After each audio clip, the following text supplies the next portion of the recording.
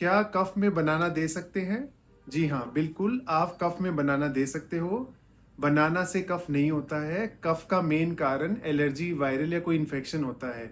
बनाना का कफ से कोई भी डायरेक्ट एविडेंस साइंटिफिकली नहीं है, बल्कि बच्चा जब बीमार होता है या उसको कफ वगैरह होता है तो आप बनाना दोगे तो वो एनर्जी डेंस फूड होता है, उसमें अच्छा फाइबर होता है, तो बच्चे को एनर्जी फील होती है, तो इन्फेक्शन से लड़ने की क्षमता बढ़ती है। तो बिल्कुल आप कफ में बनाना दे सकते हैं। कब बनाना कफ में अवॉइड करना चाहिए? मान लीजिए किसी को बनाना से एलर्जी हो, तब जरूर अवॉइड करना चाहिए, अदरवाइज आप सेफली दे सकते हैं। Thank you.